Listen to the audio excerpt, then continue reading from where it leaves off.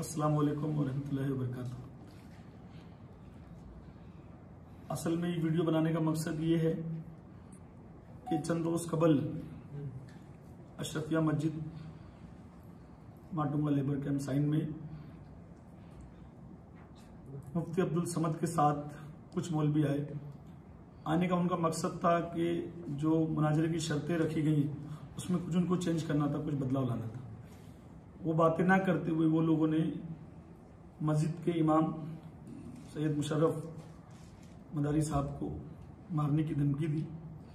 दूसरी चीज ये है कि रोज वो लोग नए नए पैतरे बदलते हैं, रोज नई नई बातें करते हैं। और इस बार वो नया हरबा लेकर आए थे कि शाहुल हमीद कादरी साहब ने जो उठकर कहा था कि मैं माविया को फलाना मानता हूँ, धमाका मानता हूँ।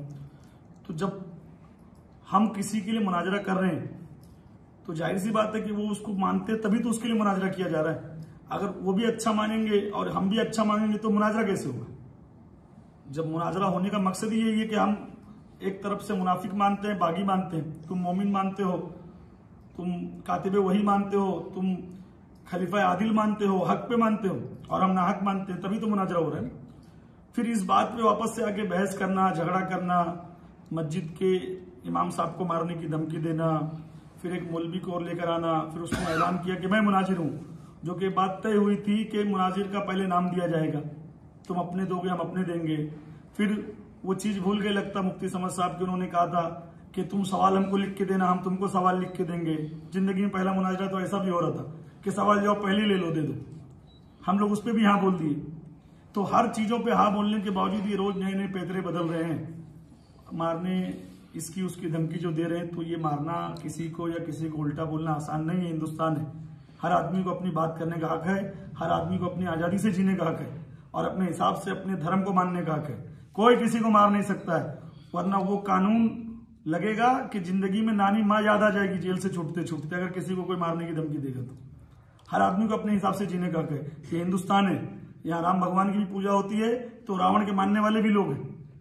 तो हम लोग तो अल्हम्दुलिल्लाह अहले बैत अलैहिस्सलाम के मानने वाले हैं, पंजतन पाक के मानने वाले, 12 इमाम 14 मासूम के मानने वाले लोग हैं, तमाम हुसैनी औलिया अल्लाह के मानने वाले लोग हैं। और इसके अंदर अगर कोई जबरदस्ती हमसे किसी को मनवाएगा कि यजीद को मानो, मरवान को मानो, इसको मानो, यजीद के बाप को मानो, तो ये किसी के बाप में भी दम नहीं है जबरदस्ती कोई किसी से मनवा ले। मुफ्ती अब्दुल समद की वीडियो मेरे पास मौजूद है। फर्स्ट टाइम उसने कहा था जब कलीम हनफी आया था कि अगर कोई पहले खलीफा को ना माने, गौस पाक को भी नहीं माने तो कोई बात नहीं। ये उसके जुमले थे, उसकी वीडियो मौजूद है मेरे पास। ज्यादा बोलेगा तो ये वीडियो आम कर दी जाएगी पूरे इंटरनेट पे, जो उसका जुमला था। ये अपने जुमलों से पलट जाते हैं, अपनी बात से पलट जाते हैं।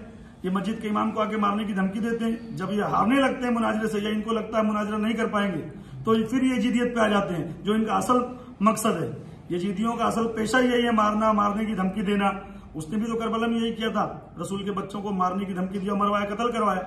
ये इनका पेशा है। जब ये हारने लगेंगे तो मारने मराने की धमकी पे आ जाते हैं। और अल्हम्दुलिल्लाह एक बात याद रख, सैयद साहब बैठे हुए हैं, शाहुल हमीद बैठे हुए हैं, जाकिर हुसैन बैठे हुए हैं, अफजल मियाँ यजदानी है, तौसीफ मियाँ है, टाइगर है, सलीम मियाँ है। अल्हम्दुलिल्लाह हमारे सीने कल भी खुले थे, आज भी खुले हैं। मारना है सामने से गोली मारो, और दुनिया को मालूम तो पड़े कि अली के इश्क में मारा गया। तुम मारने की धमकी दे रहे हो हम लोगों को। अरे मुनाजरा करो और जीत के बताओ, मुनाजरे की तैयारी करो। और याद रखना, मुनाजरे में जो खर्चा होने वाला है उसका आधा आपको देना है। अगर 11 लाख होगा तो 5.5 लाख देना है, 9 लाख होगा तो 4.5 लाख देना है। जो बातें हुई है मैदान में होगा, खुल के होगा, उसकी तैयारी करो। और अगर मैदान में नहीं कर सकते हो तो आओ इसी अशरफिया मस्जिद में अपने लोगों को लेकर, हम अपने लोगों को लेके आए और 4 लोगों के सामने वीडियो बनाकर मुजाहरा कर लो, अगर तुम्हारी ताकत नहीं है तो। मगर मारने उड़ने की दोबारा धमकी नहीं देना, जो भी धमकी देगा उसके ऊपर केस किया जाएगा। अस्सलाम वालेकुम रहमतुल्लाहि व बरकातुहू।